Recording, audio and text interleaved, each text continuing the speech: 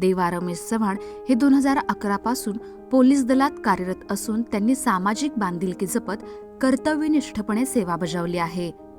त्यांचे मूळ गाव सातारा जिल्ह्यातील महाबळेश्वर तालुक्यातील तापोळा आहे.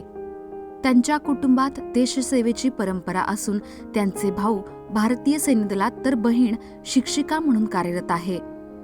आई वडिलांचे शिक्षण मर्यादित झाले असले तरी त्यांनी आपल्या तिन्ही मुलांना उच्च शिक्षण आणि उत्तम संस्कार दिले.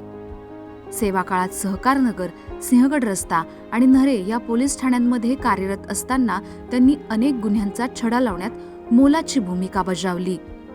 डिटेक्शन ब्रांचमध्ये कार्यरत असताना त्यांनी 350हून अधिक हरवलेले मोबाईल शोधून संबंधित नागरिकांना परत मिळवून दिले. त्यांच्या या उल्लेखनीय कार्याची दखल घेत त्यांना बिग सॅल्यूट पुरस्काराने सन्मानित करण्यात आले आहे. देवा चव्हाण यांच्या उल्लेखनीय कार्याचा जाधवर ग्रुप ऑफ इन्स्टिट्यूटला अभिमान वाटतो. त्यांच्या पुढील वाटचालीसाठी संस्थेच्या वतीने मनपूर्वक अनेक शुभेच्छा.